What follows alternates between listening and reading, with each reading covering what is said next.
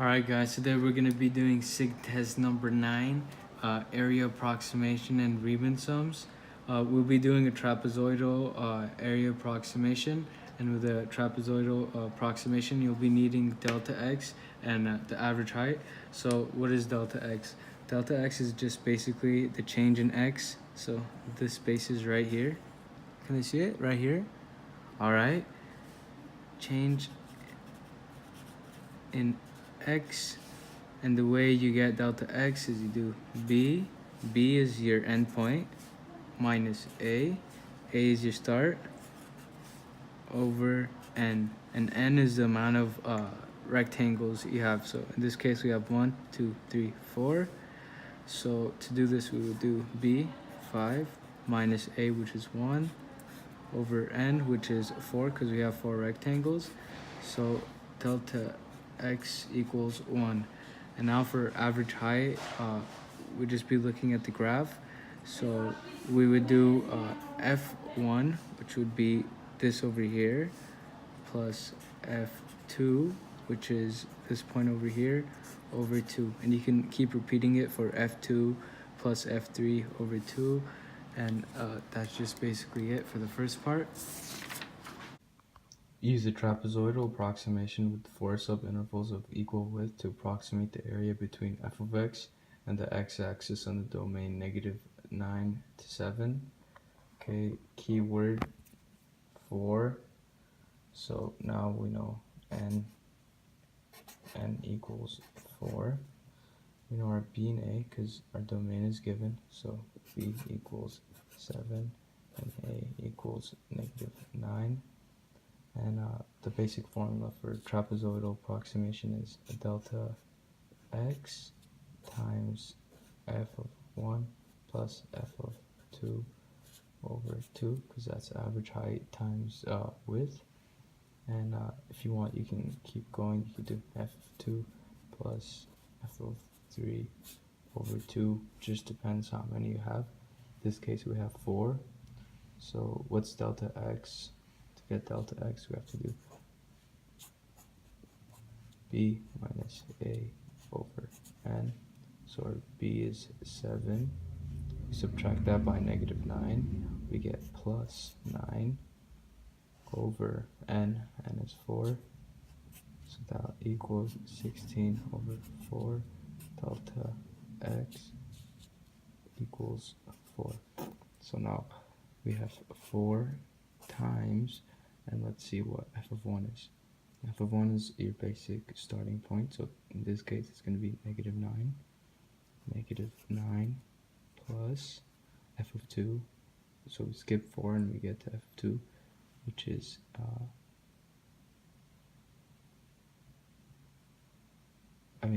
f of 1 is 9.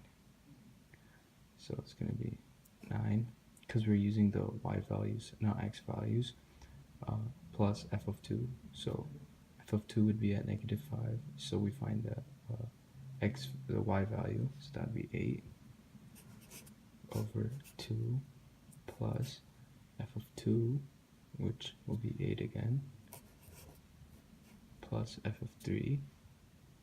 In this case it's -1, at -1, so it would be 4 over 2, and you just keep going till you reach the end of your values, which would be at 7.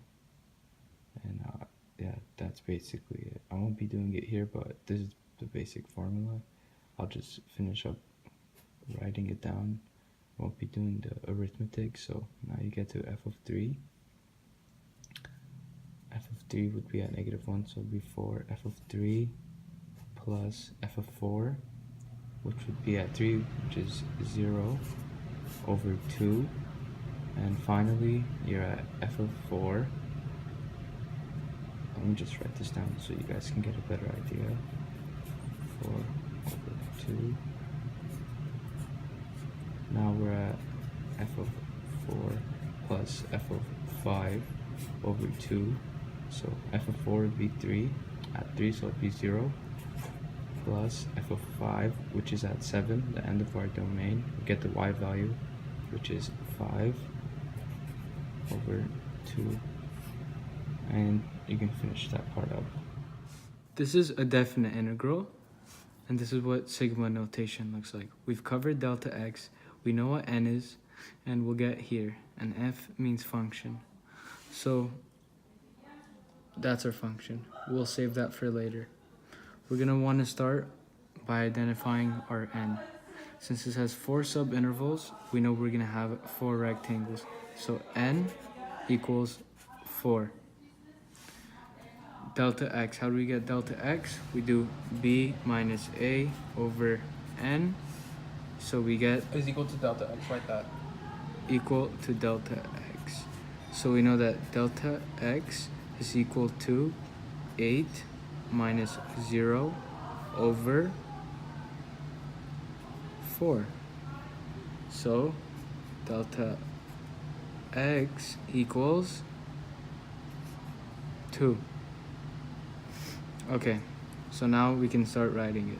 Sigma I equals 1. And this is right side.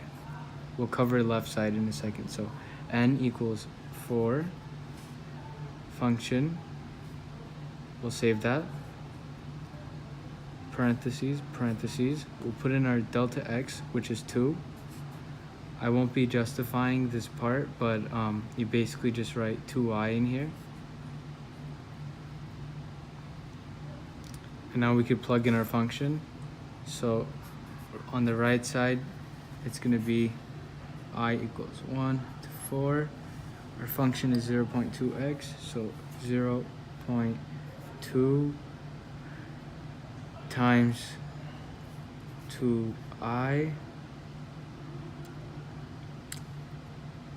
plus 1 times delta x, which is which is 2.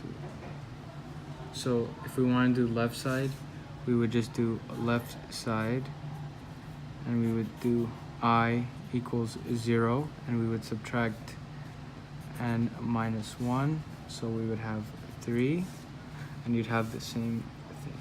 So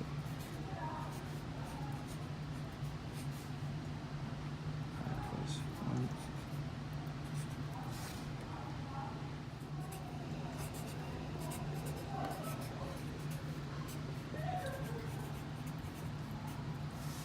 Okay, so we're going to be seeing if right, or starting from the right or left side, makes your graph, makes your approximation over or under approximation. So these are all increasing graphs, and this is concave down, concave up, concave down, concave up. This is right side and left side. So starting with the right side, we see that if it's concave down and increasing, it's going to be an over approximation. And even if it's concave up but it's still increasing, it's going to be over approximation. So the right equals over approx when it's increasing. Okay, with the left side, we see that even if it's concave down or concave up, when it's increasing, it's gonna be under approximation. So left equals under approx decreasing. Here is another set of graphs, and now they're all decreasing. Again, right side, left side, and there's gonna be a concave down graph, concave up, concave down. And now we see when a graph is decreasing, and we're using a right side approximation, no matter if it's concave down or concave up, when a graph is decreasing, a right side is gonna make it an under approximation. So right equals under approx when the graph is decreasing. Now with the left side, we see when it's decreasing, no matter if it's concave down or concave up, the left side still makes an over approximation. So we see that